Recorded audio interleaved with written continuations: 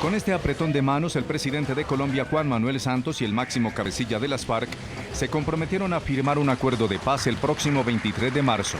En exactamente 6 meses estaremos dando un adiós definitivo a la última y más larga guerra de Colombia, y no solo de Colombia, sino de toda América. Y acordamos además que las FARC comenzarán a dejar las armas a más tardar a los 60 días luego de la firma del acuerdo final. Sin embargo, a 4 semanas de cumplirse la fecha, resulta incierto si la organización criminal cumplirá o no el anunciado pacto en la mesa de negociación. Indudablemente el 23 de marzo no va a haber firma de acuerdo final porque hay muchos puntos aún sin resolver. El tiempo de las conversaciones se agota y a 30 días del plazo final, 4 importantes puntos dividen a gobierno y FARC. El mecanismo de refrendación. Y aquí hay una línea roja no negociable para el gobierno. La constituyente no es ni puede ser un mecanismo de refrendación. Cese al fuego y de hostilidades definitivo y un cronograma preciso para la dejación de las armas, con la verificación de la ONU. Aquí hay otra línea roja no negociable. Definición de un número razonable y práctico de las zonas donde se ubicarán las FARC durante el proceso de dejación de armas. Recordemos que no hay sitios vedados para la fuerza pública. Y aquí hay otra línea roja no negociable. Hay que acordar un sistema para la elección, la designación de los magistrados del Tribunal Especial. Aquí hay otra línea roja no negociable. Hoy, en el programa La Noche de NTN 24, el canal de las Américas, el análisis y el debate sobre el crucial momento que enfrenta el proceso de paz. A un mes de cumplirse el plazo acordado por el presidente Juan Manuel Santos y el máximo cabecilla de las FARC, alias Timochenko, las diferencias entre las partes cada vez resultan más evidentes y crece la incertidumbre y el escepticismo en Colombia frente a la verdadera voluntad de paz que tendría el grupo criminal de firmar un acuerdo el próximo 23 de marzo. Comienza la noche bajo la dirección de Claudia Gurizati. Buenas noches. La noche bajo la dirección de Claudia Gurizati enciende las luces para que usted vea el punto clave de la noticia. Soy Jefferson Beltrán. Bienvenidos. La noticia. A un mes de cumplirse el plazo fijado por el Gobierno Nacional y las FARC para llegar a la firma de un acuerdo final de paz, crece el escepticismo frente a la voluntad real que tendría el grupo criminal para cumplir con ese compromiso. La noticia. Cuba y Noruega, países garantes de las conversaciones, buscan superar el impasse que para el presidente Juan Manuel Santos representó el acto de proselitismo político que con armas y ante la población civil realizó las FARC en La Guajira el pasado jueves. El punto clave de esta noticia. La polémica continúa. Pese a que el mandatario colombiano ordenó suspender las visitas de los delegados de las FARC a sus campamentos y su regreso inmediato a la isla, 5 días después, los cabecillas de las FARC no han regresado a La Habana, Cuba. Esta tensión tiene lugar en momentos en que el presidente Juan Manuel Santos lanzó un ultimátum a las FARC en el que conminó a ese grupo criminal a que defina antes de 4 semanas puntos pendientes por negociar, tales como el mecanismo de refrendación de los acuerdos, el cronograma para la dejación de las armas y el número de zonas donde las FARC se concentrará sin armas tras un eventual acuerdo de paz. ¿Cómo, dónde y cuándo se concentrarán los desmovilizados de las FARC tras la firma de un acuerdo final es, según expertos, una de las líneas rojas más gruesas de la negociación? Para ello, el gobierno ya puso en marcha un proyecto de reforma que promete generar intensos debates en las altas esferas de la política colombiana. Actualmente, la ley vigente que se pretende reformar establece que la fuerza pública debe permanecer en las zonas donde se concentran los grupos armados al margen de la ley, bien sea para efectuar diálogos o para la dejación de las armas. En ningún caso podrán establecerse órdenes especiales de localización de la fuerza pública para la creación específica o despeje en cualquier zona o parte del territorio nacional. Sin embargo, con el proyecto de reforma a la Ley de Orden Público, esa condición desaparecería y en su lugar se introduce este parágrafo. El presidente de la República, mediante orden expresa y en la forma que estime pertinente, determinará la localización y modalidades de acción de la fuerza pública. Para quienes apoyan el proyecto, el cambio tiene como objetivo garantizar de que haya corredores por donde se puedan movilizar los guerrilleros hacia las zonas y pueda hacerse una separación de fuerzas para el cese de hostilidades. Que es la implementación ya del fin del proceso de paz, donde se van a poner en unas zonas determinadas los guerrilleros que empiecen a dejar las armas. Entonces, para que los guerrilleros vengan a dejar las armas, hay que dar una suspensión de orden de captura para que dejen las armas y va a tener una verificación internacional. Sin embargo, para los detractores del proyecto, el objetivo del gobierno va más allá. El diablo está en los detalles. Lo que está presentando ahora el gobierno en esta reforma legal es la posibilidad de que se desmilitaricen zonas del país para allí ubicar a la guerrilla. El Partido Centro Democrático ha dicho que espera que se habilite el menor número de zonas posibles para las FARC, pero resalta que estas tienen que estar lejos de la población y que la fuerza pública las custodie. Que van a sacar a las fuerzas militares y a la policía, va a quedar desprotegida la población, va a llegar la guerrilla armada, que fue lo que vimos en Conejo. El Conejo fue un anticipo de lo que va a suceder en decenas de zonas del país desmilitarizadas con la guerrilla armada presionando a la población. A pesar de los reparos al proyecto de ley que hoy genera un intenso debate en el Congreso, el presidente Juan Manuel Santos señaló el pasado viernes que no hay sitios vedados para la fuerza pública. Y aquí hay otra línea roja no negociable. Por ningún motivo esas zonas podrán estar donde se encuentra la población civil. Aún no se tiene claro cuántas y cuáles serán las zonas de concentración, pero congresistas cercanos al proceso de paz indicaron al programa La Noche que el gobierno propone de 15 a 20 zonas, mientras que las FARC se mantienen en que deben ser 80. También, con el actual debate, muchos se preguntan qué pasará con los territorios especiales para la construcción de la paz que pidieron los voceros de las FARC en noviembre del año pasado, teniendo en cuenta que rechazaron la idea de las zonas de concentración. En ninguna de nuestras propuestas hemos hablado de zonas de despeje, al decir de algunos. Nuestro interés es vivir en comunidad y con las comunidades. Muy bien, invitamos a nuestros televidentes a que opinen a través de las cuentas de Twitter de nuestro equipo periodístico que aparece en la parte inferior de nuestra pantalla. A la pregunta que hacemos el día de hoy, ¿creen ustedes que las FARC cumplirán el compromiso de firmar el acuerdo final de paz antes del próximo 23 de marzo?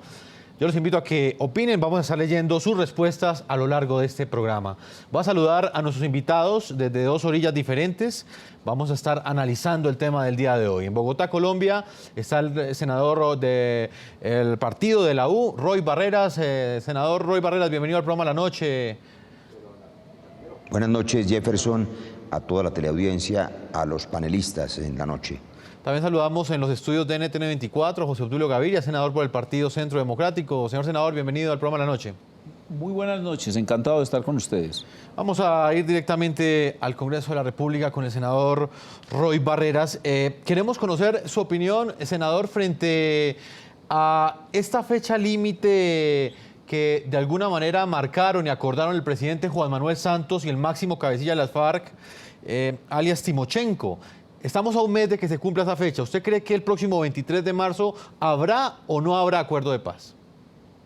Bueno, aunque no hay fechas fatales, yo confío que se firme el 23 de marzo. Sin embargo, el solo hecho de que los colombianos estemos hablando ahora, esta noche, y nuestros televidentes viendo que después de 60 años de guerra, estamos a pocas semanas de ponerle fin a esa guerra, que dejó 250.000 muertos y 7 millones de colombianos desplazados y miles de víctimas y de huérfanos y de viudas y de pérdidas económicas y de vidas humanas, pues es una buena noticia. Estamos a semanas de terminar una guerra de 60 años. Ahora, ¿cómo hacerlo?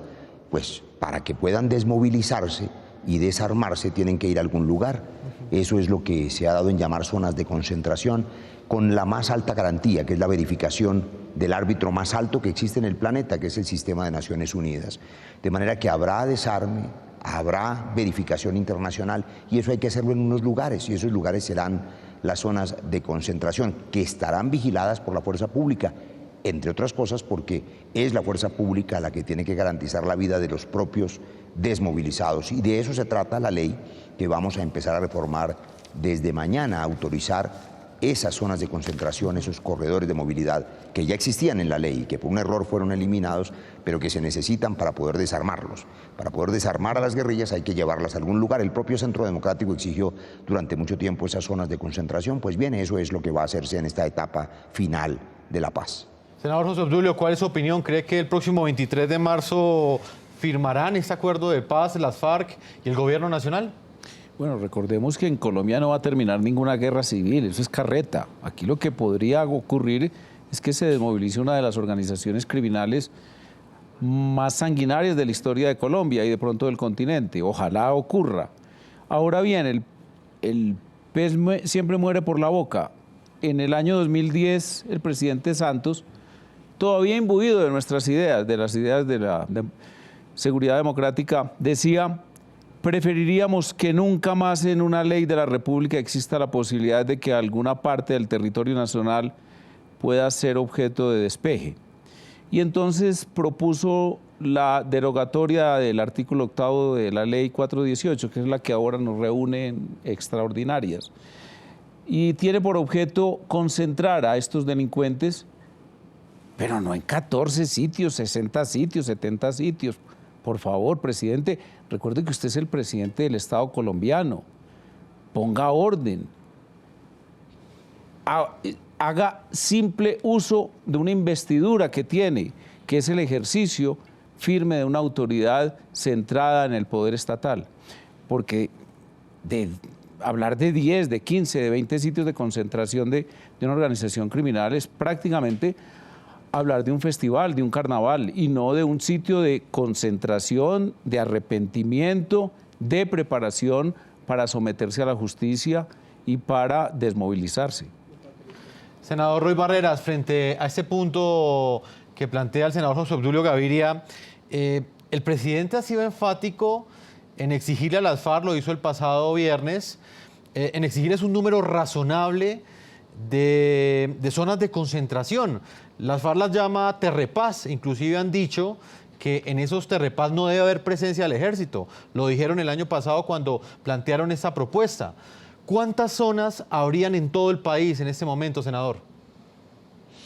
Bueno, la verdad es que las FARC quisieran que fueran por lo menos 80, que son las zonas donde han tenido presencia desde hace décadas, porque además ahí también hay que hacer esa precisión. Es que no se trata de que ahora se definan unas zonas y entonces las FARC van a llegar allí a desplazar la población con sus armas. No, es que están allí hace mucho tiempo y se trata de que ahora, en lugar de hacer daño, lleguen allí, concentren a sus hombres para desarmarlos, para explicarles el acuerdo y para que se desmovilicen. Y por supuesto, mientras más zonas, más difícil la verificación internacional. Estoy seguro que la propia Organización de Naciones Unidas no determinará más de una docena de esas zonas en todo el territorio nacional. Y eso implicará que, como están en muchas más zonas los guerrilleros, no hoy, sino hace 60 años, hoy no están disparando, pero llevan 60 años haciendo daño, pues tienen que trasladarse por unos corredores de seguridad para poder llegar a esas zonas que la ONU verifique, desarmarse y desmovilizarse, que es finalmente lo que queremos los colombianos, sin tantos adjetivos. El senador José Obdulio dice que lo máximo que podría ocurrir es que la organización criminal más terrible de la historia, seguramente lo es, se va a desarmar y va a desaparecer. Pues qué buena noticia, de eso se trata. Colombia estará mejor sin esa guerrilla y con esas personas que han militado en esa organización, reintegradas a la sociedad después de rendirle cuentas a la justicia transicional y decir la verdad a las víctimas. Esa es la paz, una Colombia en la que todos quepamos y no haya exclusiones y mucho menos actos violentos. Faltan semanas para esa paz y todos tenemos que sumarnos a ese propósito. Senador José Obdulio Gaviria, ¿usted cree que, teniendo en cuenta los últimos hechos, por ejemplo, lo que sucedió el pasado jueves en la zona rural de Conejo, en el departamento de La Guajira, qué precedente puede llegar a sentar hechos como estos para una eventual zona en la cual se concentren las FARC, pese a que el gobierno ha exigido que en esa zona no podrá haber población civil. ¿Usted cree que los civiles van a terminar afectados en algún momento si se llegan a entregar estas zonas que está exigiendo la guerrilla?